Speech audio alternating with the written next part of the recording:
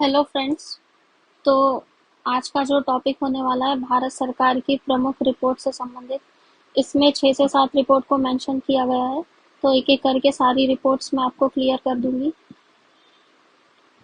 इसमें एक तो स्वच्छता सर्वेक्षण रिपोर्ट 2023 जो 8वां संस्करण है। उसके बाद भारत में सड़क दुर्घटना रिपोर्ट 2022। उसके बाद दूसरा राष्ट्रीय बहुआयामी गरीबी सूचकांक 2023। उसके बाद में तीसरा निर्यात तैयारी सूचकांक 2022, प्रदर्शन ग्रेडिंग इंडेक्स 2.0 और राज्य ऊर्जा दक्षता सूचकांक 21-22 का। और भारत में जल स्रोतों की पहली गणना। चूंकि ये पहली गणना है इसीलिए बहुत महत्वपूर्ण है। तो इसको अभी हम देखने वाले हैं और बहुत कम समय में ये आपके सारे डाउट्स क्लियर हो जाएंगे। सो हम स्टार्ट करते हैं इसको। सबसे पहले स्वच्छता सर्वेक्षण रिपोर्ट 2023। तो ये क्यों महत्वपूर्ण है? क्योंकि मध्य प्रदेश की बात करें तो जो इंदौर है लगातार इसमें पहला स्थान, दूसरा स्थान, दूसरा तो नहीं लेकिन 6-7 वर्षों से लगातार पहले स्थान पे आ रहा है। तो सबसे पहला प्रश्न तो यही बनेगा कि ये कौन सा संस्करण है। तो ये 8वां संस्करण है। ठीक है, ये 8वां संस्करण है। उसके बाद इसको जारी कौन करता है? तो जो जारी करता है केंद्रीय आवास और शहरी मंत्रालय। इसको कैसे याद रखोगे? हम रहते कहाँ है? आवास में रहते हैं और आवास कहाँ होता है? शहरों में। तो शहरों के आसपास हमको स्वच्छता होना। तो केंद्रीय आवास और शहरी मंत्रालय इसको जारी करता है। फिर स्वच्छता सर्वेक्षण 2023 की थीम। इसको याद करने का बहुत ही आसान तरीका ये है कि 23 के मामले में WW याद रखना। WW मतलब वेस्ट टू वेल्थ। और 24 की थीम में RRR याद रखना। RRR रिड्यूस, रीयूज और रिसाइकल। रिड्यूस, रीयूज और रिसाइकल। उसके बाद सबसे स्वच्छ शहर तो इंदौर और सूरत। कैसे याद रखोगे? एक दौर था जब उसकी सूरत जो थी बहुत स्वच्छ थी, बहुत साफ सुथरी थी। अभी तो दाग धब्बे हो गए या झुर्री आ गई है। तो एक दौर था जब उसकी सूरत बहुत स्वच्छ थी, ठीक है, साफ सुथरी थी। तो संयुक्त रूप से इन दोनों को अभी जो पुरस्कार है ये दिया गया है। मैंने आपको कितने फैक्ट कराए? सबसे पहले स्वच्छता सर्वेक्षण रिपोर्ट का कौन सा संस्करण है? तो ये 8वां संस्करण है। ठीक है, इसके बाद जारी किसने की है? आवास और शहरी मंत्रालय ने। उसके बाद 2023 की थीम WW याद रखना, वेस्ट टू वेल्थ। 2024 की थीम RRR रिड्यूस, रीयूज और रिसाइकल। उसके बाद सबसे स्वच्छ शहर इंदौर और सूरत, ये भी मैंने आपको याद करा दिया। फिर तीसरा स्वच्छ शहर मुंबई। मुंबई क्यों गए भैया? मुंबई गए इलाज कराने। क्यों? क्योंकि पहले और दूसरे, हालांकि इनको संयुक्त रूप से प्रथम स्थान दिया गया है और जो दूसरा स्थान है वो खाली है, याद रखना। इस बार क्या हुआ है, स्वच्छता सर्वेक्षण जो आया है इसकी रिपोर्ट में जो दूसरा स्थान है वो खाली है, किसी को भी दूसरा स्थान नहीं दिया गया है। ठीक है, तो पहले में इंदौर और सूरत संयुक्त रूप से है और तीसरे में मुंबई है। तो एक दौर था जब उसकी सूरत बहुत स्वच्छ थी लेकिन अब इलाज करवाने मुंबई गए 3 बार, तो तीसरा स्थान नवी मुंबई को। ठीक है, इसके बाद आगे चलते। सबसे स्वच्छ छावनी बोर्ड। तो सबसे स्वच्छ छावनी जो बोर्ड है वो है महू छावनी बोर्ड मध्य प्रदेश का। महू छावनी बोर्ड मध्य प्रदेश। फिर सबसे स्वच्छ गंगा शहर वाराणसी और प्रयागराज। इसकी ट्रिक ऐसी है कि इसको राजवाड़ा याद करना, राजवाड़ा। वैसे तो इंदौर में राजवाड़ा है लेकिन हम राजवाड़ा पढ़ रहे हैं। तो राज से प्रयागराज, वारा से वाराणसी। फिर सबसे स्वच्छ शहर। अब इसकी ट्रिक बहुत ही मजेदार है, मैं बताती हूँ आपको इसकी ट्रिक क्या है। इसमें आपको ऐसे याद रखना है। 1 मिनट में पेन चेंज कर लूँ, थोड़ा डार्क ले लूँ, दिखने में दिक्कत हो रही है। ठीक है, देखिए, जो सबसे स्वच्छ शहर है जिसमें 1 लाख से कम आबादी वाली श्रेणी है, तो ऐसे याद रखना कि 1 लाख रुपए आपको खर्च करने हैं। मतलब 1 लाख रुपए के लिए आप चाहते हो कि आपको किसी से परमिशन ना लेने पड़े कि हमें कितनी खर्च करनी है। तो आप अपनी सास को पटा के रखो और उसको लोनी लगाओ। लोनी मतलब क्या होता है? घी या मक्खन होता है। तो यदि आपने अपनी सास को पटा लिया और उसको लोनी लगाया तो आपको 1 लाख रुपए खर्च करने के लिए अपने हस्बैंड से परमिशन लेने की जरूरत नहीं पड़ेगी। तो सासवाड़ महाराष्ट्र में है, पाटन छत्तीसगढ़ में और लोनावाला महाराष्ट्र में, याद रखना। इसमें मध्य प्रदेश का कोई भी स्थान नहीं है, कोई भी क्षेत्र, एरिया या राज्य खुद मध्य प्रदेश नहीं है। ठीक है, इसके बाद अगला देखते हैं। अगला ये है कि राज्यों में सबसे स्वच्छ। तो याद रखना महाराष्ट्र। मध्य प्रदेश के साथ मत जाना कि मध्य प्रदेश का इंदौर पहले स्थान पे आता है तो इंदौर ही होगा, नहीं, ऐसा करोगे तो आप फंस जाओगे इसमें। दूसरे स्थान पे मध्य प्रदेश है। कैसे एमपी हम लिखते हैं तो क्या है, एक एम और एक पी, तो एक और एक दो, तो दूसरे पे मध्य प्रदेश। और छत्तीसगढ़ को लिखते हैं तो ऐसे 36 लिख सकते हैं, तो तीसरा छत्तीसगढ़। तो पहला महाराष्ट्र, दूसरा मध्य प्रदेश, तीसरा छत्तीसगढ़। ठीक है, मैंने आपको स्थान भी बता दिए। उसके बाद निम्न प्रदर्शन करने वाले राज्य, तो जो हमारे उत्तर पूर्वी राज्य हमेशा निम्न प्रदर्शन करते हैं, वहां तक उतनी कनेक्टिविटी पहुंच नहीं है, तो अरुण, रम। अच्छा, निम्न प्रदर्शन क्यों किया? जब कोई लड़का है यदि वो रम पीने लग जाए, ठीक है, अरुण नाम का लड़का है, वो हमेशा बोलता है कि चल यार रम पिएगे, चल यार रम पिएगे, तो अरुण, रम। तो इन दोनों का प्रदर्शन कम है, ये दोनों रम पीने में व्यस्त रहते थे, इसीलिए इनका प्रदर्शन कम रहा है। ठीक है, इसके बाद हम लोग आगे बढ़ते हैं। इसमें एक लास्ट फैक्ट है कि बिहार का स्थान 15वां रहा है। इतना हो गया, उम्मीद करती हूँ कि इतना आपको समझ में आ गया होगा। एक बार क्विक मैं रिवाइज करा देती हूँ इसको आपको। मैंने आपको स्वच्छता सर्वेक्षण का 8वां संस्करण बताया है। इन 8 संस्करण में मैंने आपको फैक्ट बताया है। सबसे पहले तो ये कि देखिए, जारीकर्ता केंद्रीय आवास और शहरी मंत्रालय, 2023 की theme WW waste to wealth, 2024 की RRR रिड्यूस रीयूज रिसाइकल, सबसे स्वच्छ शहर इंदौर की सूरत बहुत स्वच्छ थी, फिर इलाज कराने तीसरी बार वो मुंबई गए, इतना हो गया। इसके बाद हम आगे चलते, सबसे स्वच्छ छावनी बोर्ड महू इंदौर मध्य प्रदेश है। फिर गंगा वाले शहर राजवाड़ा है, मतलब प्रयागराज और वाराणसी है। फिर सबसे स्वच्छ शहर 1 लाख से कम आबादी वाली बात करें, 1 लाख से कम आबादी में, तो मैंने ये बोला है कि अपनी सांस को पटा के रखो, लोनी लगा के रखो, तो सासवाड़ महाराष्ट्र, पाटन छत्तीसगढ़ और लोनावाला मध्य प्रदेश। उसके बाद में राज्यों में सबसे स्वच्छ, इसमें मैंने आपको फिर से बताया कि मध्य प्रदेश के साथ नहीं जाना है, क्योंकि मध्य प्रदेश का इसमें कोई स्थान नहीं है। ठीक है, इसमें क्या है, महाराष्ट्र पहले स्थान पे है, महाराष्ट्र के बाद में मध्य प्रदेश का दूसरा स्थान है और छत्तीसगढ़ का तीसरा। इसको ऐसे याद रखना, छत्तीसगढ़ को हम लोग ऐसे लिख सकते हैं तो छत्तीसगढ़ का तीसरा, महाराष्ट्र एमपी ऐसे लिखते हैं तो एमपी का दूसरा स्थान है। ठीक है, इतना हो गया। इसके बाद निम्न प्रदर्शन करने वाले राज्यों में अरुणाचल और मिजोरम है। क्यों? क्योंकि अरुण हमेशा रम पीते रहता था, इसलिए अच्छा परफॉर्मेंस नहीं कर पाया और उसका राज भी नहीं चल पाया। फिर तीसरा भी याद कर लो, अरुण हमेशा रम पीता था, इसलिए उसका राज भी नहीं चल पाया, तो निम्न प्रदर्शन किया और बिहार का 15वें नंबर का स्थान है। तो ये स्वच्छता सर्वेक्षण जो ग्रेडिंग वाले थे, ये सारा आपका क्लियर हुआ। इसके बाद आगे चलते, भारत में सड़क दुर्घटना रिपोर्ट 2022। ठीक है, इसको कैसे करना है, देखिए, मैं पेन चेंज कर लूँ, इसमें डार्क नहीं आ रहा है।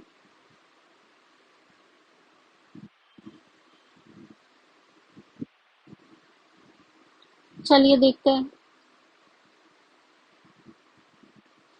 सड़क दुर्घटना है ना, सड़क दुर्घटना में जारी कौन करेगा?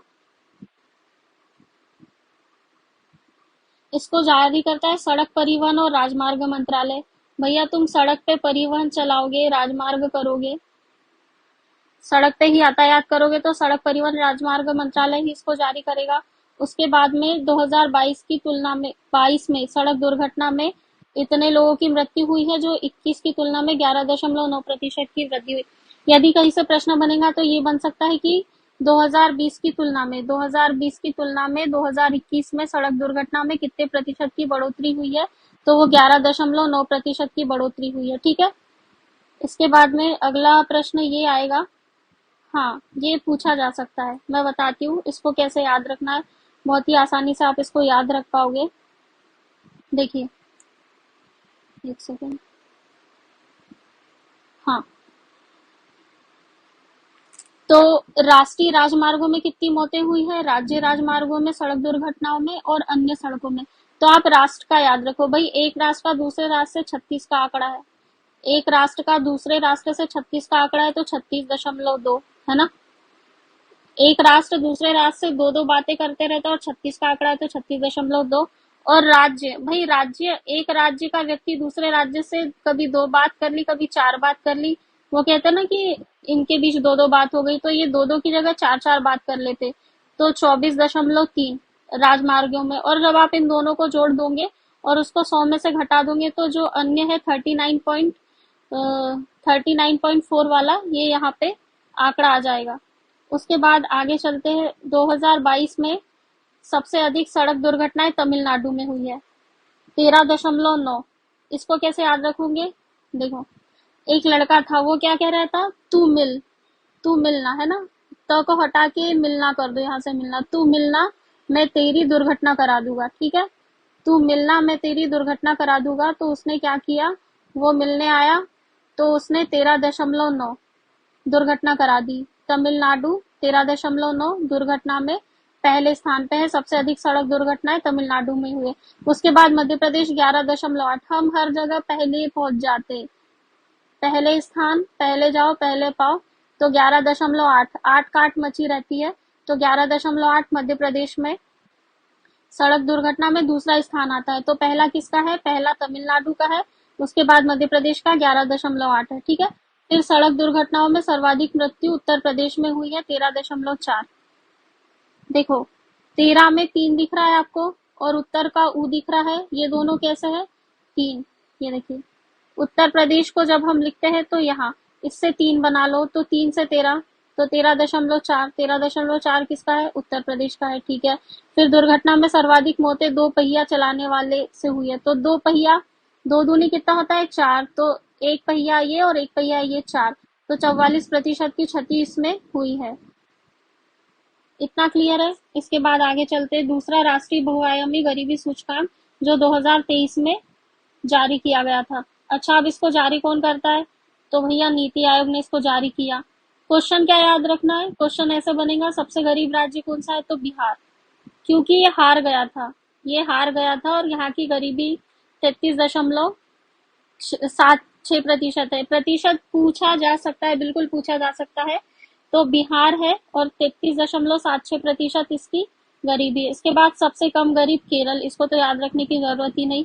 तो ठीक है, करेला खाते खाते हार गया था, ऐसे याद रख सकते हो इसको। तो सबसे कम गरीब राज्य केरल और सबसे ज्यादा बिहार। उसके बाद हम लोग आगे बढ़ते हैं। फिर 2015-16 से 19 और 21, इसके बीच 13.5 करोड़ लोग गरीबी से बाहर हुए, ठीक है? फिर ग्रामीण और शहरी क्षेत्र की बताई, तो बस ये याद रखना कितने प्रतिशत की गिरावट हुई। अब गांव के लोग हैं तो 19 साल में लड़कियों की शादी करा देते, जबकि शहर के लोग 28 साल तक भी नहीं कराते। तो 19.28 है ना, 19.28 ग्रामीण है, और शहरों में 5.27 है, ठीक है? इसको ऐसे भी कर सकते हैं, 7 में से 2 गया तो 5 बचता है, तो 5.27 की इसमें गिरावट आई है। फिर 15-16 से 19-21 के बीच गरीबी की तीव्रता 47% से घट के 44 हो गई है। कितनी की कमी आई है? 3% की कमी आई है। किन किन वर्षों में? 15-16 से 19-21 के बीच, ठीक है? इतना समझ में आ गया होगा। इसके बाद हम लोग आगे का देखते हैं। इसमें गरीबी की कुल संख्या, ठीक है? गरीबी की कुल संख्या अनुपात में भारी गिरावट 15-16 में 24.85 से 2019-21 में 14.96% हो गई है। अगले वाले पॉइंट को देखते हैं। तीसरा, निर्यात तैयारी सूचकांक 2022, ठीक?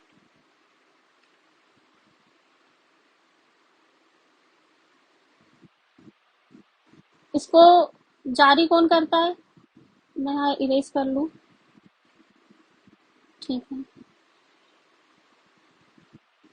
एक सेकेंड रुकिएगा। चलिए आगे बढ़ते हैं।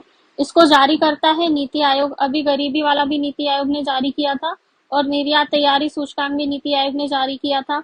उसके बाद में शीर्ष 3 राज्य, शीर्ष 3 राज्य कौन है? एक तो तमिलनाडु है, दूसरा महाराष्ट्र और तीसरा कर्नाटक। तमिलनाडु, महाराष्ट्र और कर्नाटक। उसके बाद पहाड़ी हिमालयी राज्यों में शीर्ष स्थान।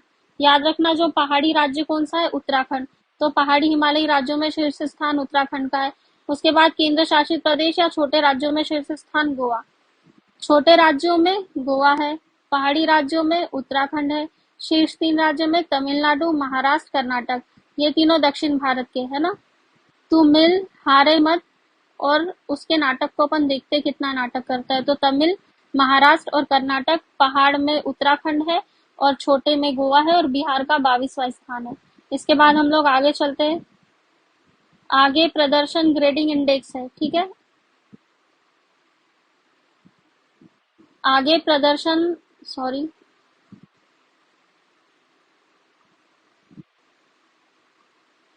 आगे प्रदर्शन ग्रेडिंग इंडेक्स 2.0 है। इसको जारी किसने किया है? शिक्षा मंत्रालय। कैसे प्रदर्शन आपका पता चलेगा, आप कितने पढ़े लिखे हो। फिर इसमें 73 अलग अलग मानकों के आधार पर अंक दिए हैं और 10 श्रेणियां बनाई हैं। इसमें याद रखने वाली बात क्या है, मैं बताती हूँ आपको। याद रखना ये है कि इसमें जो छठवीं श्रेणी है उसमें पंजाब और हरियाणा ने जगह बनाई है। मध्य प्रदेश में इसका उल्लेख नहीं किया है, तो ये ज्यादा महत्वपूर्ण नहीं है। जो उत्तर प्रदेश की तैयारी कर रहे होंगे वो याद रख सकते हैं कि आकांक्षी 2, जो आकांक्षी 2 है उसमें उत्तर प्रदेश का स्थान है। उसके बाद आगे चलते हैं।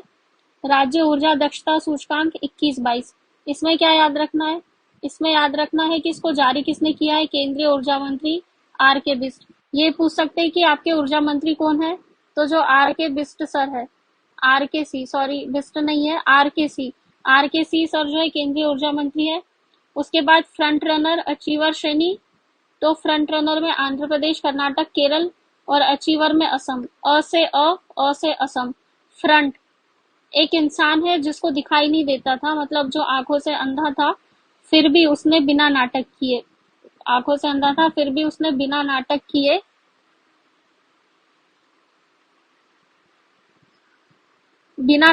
कर लिया, है ना। करल में ल लगा दो, आ की मात्रा लगा दो, कर लिया। तो अंधा व्यक्ति था, बिना नाटक किए फ्रंट रनर श्रेणी में आ गया, उसने ये अचीवमेंट ले लिया। अचीवर में असम है। उसके बाद तेलंगाना और आंध्र प्रदेश दो सबसे बेहतर प्रदर्शन वाले राज्य हैं, ठीक है। इसके बाद आगे चलते हम लोग। भारत में जल स्रोतों की पहली गणना बहुत महत्वपूर्ण है, क्योंकि पहली बार जल स्रोतों की गणना हुई है। तो सीधे सीधे क्वेश्चन ये बन सकता है कि किसने की है, तो जल शक्ति मंत्रालय ने। जो जल शक्ति मंत्रालय है उसने जल स्रोतों की गणना कराई है। अब कितने कुल जल स्रोत कितने हैं? 24 जल स्रोत है। अब उसमें से शहरी और ग्रामीण पूछ सकता है, ठीक है। तो 29 मतलब 2.9 शहरी और ग्रामीण 97.1 ग्रामीण क्षेत्र, ठीक है। आगे चलते हैं। अब इसमें अलग से सेग्रीगेट किया है, कैसे? इसमें जल स्रोत में जल तालाब कितने हैं, टैंक कितने हैं, जलाशय कितने हैं, डैम कितने, झील और अन्य स्रोत। तो देखिए क्या है, थोड़ा झील का आप याद रख लीजिए, क्योंकि प्रारंभिक परीक्षा के सिलेबस में झील करके एक अलग टॉपिक मेंशन है। तो पूछ सकते हैं कि जो नवीनतम गणना हुई है उसमें झील का जो प्रतिशत कितना है, तो 0.9% झील है, ठीक है। 0.9% झील है। और जलाशय 12.1 जलाशय है। तालाब कितने? 59.5, मतलब सबसे ज्यादा तालाब ही है, 59.9, और 15.7 टैंक है और 9.3 डैम है, ठीक है। अब इसमें ये भी इन्होंने बताया है कि इन जल स्रोतों में मानव निर्मित कितने और प्राकृतिक कितने। तो प्रकृति 2 है ना, प्रकृति 2 प्राकृतिक 22 है और मानव निर्मित 78 है। फिर 5 शीर्ष राज्यों की भी बात की है कि सबसे ज्यादा किस राज्य में है, तो पश्चिम बंगाल है, उत्तर प्रदेश है, आंध्र प्रदेश है, उड़ीसा है और असम है।